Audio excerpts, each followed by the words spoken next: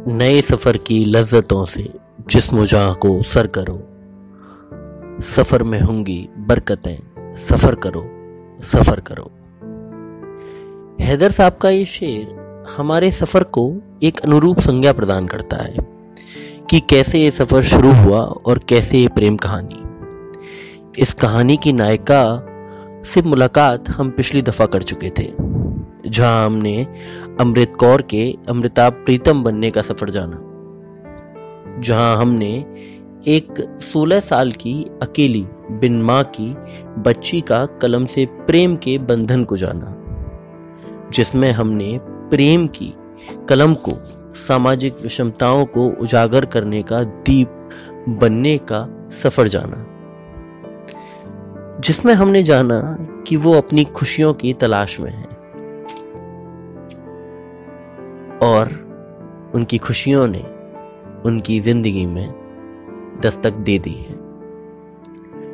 देखते हैं मुलाकात कहां तक जाती है और कितनी खुशियां इनकी जिंदगियों में लिखी हैं एक दूसरे के साथ। मैं गौरव गुप्ता और आज हम मुलाकात करेंगे कहानी के एक नायक से। सफर पर बने रहें साहित्य के साथ। साहित्य, कुछ किस्से, कुछ कहानी, सारा सच मेरी जुबानी।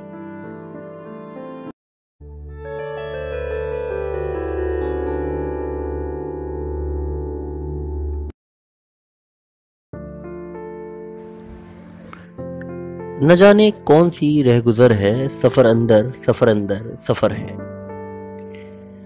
ये शेर इस सफर के नाम, इश्क को, प्रेम को अपने भीतर खोजने के नाम, बिन मंजिल को जाने रास्तों पर सफर को तय करने के नाम, तो बढ़ते हैं दिल्ली से लाहौर की तरफ। उस समय में जब पाकिस्तान जैसा कोई मुल्क अस्तित्व में नहीं था, जब अमृता दिल्ली में रहती थी और उनके महबूब लाहौर में। पहली मुलाकात होने वाली थी दिल्ली और लाहौर के बीच प्रीतनगर, एक छोटा सा गांव, एक छोटा सा शहर, जो भी हम संज्ञा से देना चाहें। और यहां से किस्सा शुरू हुआ और हमें मिले इस कहानी के नायक साहिर लुधियानवी। साहिर का जन्म 1921 में हुआ। 2 साल छोटे थे अमृता से। लुधियाना पंजाब में जन्म लिए साहिर का असली नाम अब्दुल्लाही साहिर हुआ। साहिर का जन्म एक बड़े मुस्लिम जागीरदार घराने में हुआ था। अब्दुल की मां और पिता के बीच तकरार रहते थे। सरदार बेगम ने अपने पति को छोड़ दिया और कोई मांग भी नहीं की, जिसके रहते साहिर और उनकी मां का जीवन गरीबी में बीता। बाद में साहिर के पिता ने दोबारा निकाह पढ़ अपने बेटे की कस्टडी की मांग की। साहिर ने अपने पूरे जीवन में 2 सबसे अहम एहसासों को, प्यार और नफरत, दोनों को बहुत करीब से महसूस किया। जहां साहिर अपनी मां से बेइंतहा प्यार करते थे, वहीं उनके पिता उनकी नफरत का पात्र थे। साहिर ने शिक्षा लुधियाना से प्राप्त करी और कॉलेज के दिनों में अब्दुल हई से साहिर लुधियानवी बन गए। अपनी बेहतरीन गजलों और सुंदर नज़्मों के बादशाह कॉलेज दिनों में लच्छेदार भाषणों के लिए भी जाने जाते थे। साहिर ने अपना पहला संकलन, उनके पहले संकलन का नाम था तलखियां, लाहौर में पूरा कर प्रकाशित किया। ये बात आजादी से कोई 2 साल पहले की होगी। साहिर प्रगतिशील लेखकों के संघ के सदस्य भी बने। बहरहाल लेखकों और शायरों और विवादों का अपना एक अनोखा रिश्ता है। साहिर साम्यवाद पर विवादास्पद बयान भी दिया करते थे। अपने लेखों में, संकलनों में पाकिस्तानी सरकार अपने खिलाफ कुछ सुनना कभी पसंद ही नहीं करती थी। साहिर को गिरफ्तारी के आदेश भी हुए, जिस कारण कुछ लोग उन्हें भगोड़ा भी कहते थे, क्योंकि उसके बाद 1949 में साहिर पाकिस्तान को छोड़कर, भारत और पाकिस्तान विभाजन के बाद पाकिस्तान को छोड़कर भारत आ गए। साहिर लाहौर से चल दिल्ली आए, दिल्ली से आगे बढ़ मुंबई पहुंचे और गुलजार साहब के पड़ोसी बन गए, और यहां से शुरू हुआ उनका एक नया सफर। साहिर बाकी कंटेम्परेरी जो राइटर्स थे, पोइट्स थे, उनसे काफी अलग थे।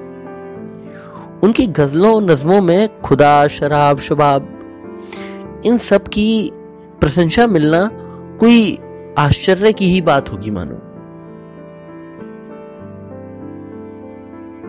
सामाजिक मूल्यों पर प्रकाश डालना, राजनीति और जंग के संघर्ष की संवेदनशीलता को उजागर करना और प्रेम गीतों में भी अपने ऋण एहसासों को व्यक्त करना वो अपना कर्म मानते थे।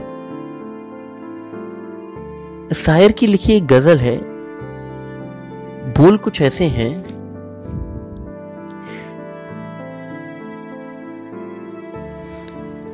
मैं पल दो पल का शायर हूं, पल दो पल मेरी कहानी है। आप लोगों ने जरूर सुनी होगी ये नज़्म।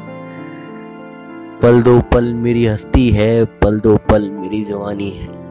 अपने पुराने दिन याद कर रहे होंगे आप सब लोग।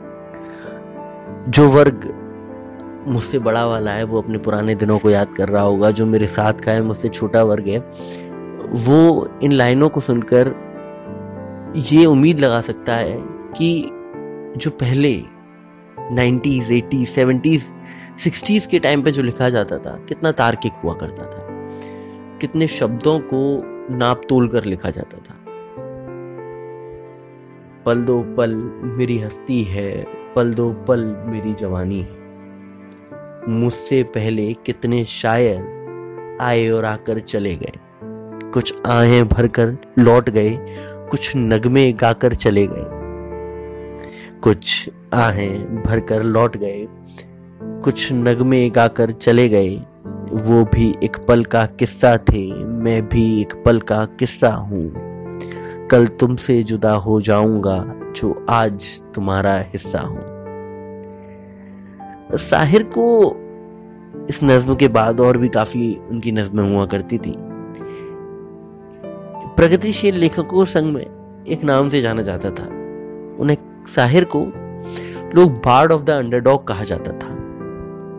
हाँ, बार्ड मतलब एक शायर और अंडरडॉग मतलब होता है जो कमजोर पक्ष है। दलितों, पीड़ितों, कमजोरों का शायर साहिर। वो शायर जो दलितों का, पीड़ितों का, कमजोरों का संघर्ष अपनी कलम से लिखता है, वो शायर है साहिर। कर्जे से दबा किसान हो, दूसरे की जंग लड़ रहा सिपाही, जिस्म को बेचने पर मजबूर औरत हो या बेरोजगारी से लाचार युवा, सबकी पीड़ा का सार थे साहिर। ऐसे ही नहीं कहते थे उन्हें बार्ड ऑफ द अंडरडॉग।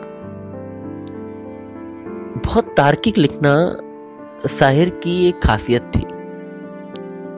एक मशहूर शायर थे फैज अहमद फैज।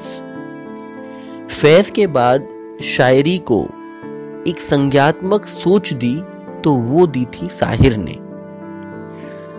साहिर खैर अपना प्रेरणा स्रोत भी फैज को मानते थे। शायद यही कारण था कि उनकी शायरी में, लिखावट में इतनी संज्ञात्मक और उतना मेलजोल फैज से मिलता हमें हमेशा नजर आया।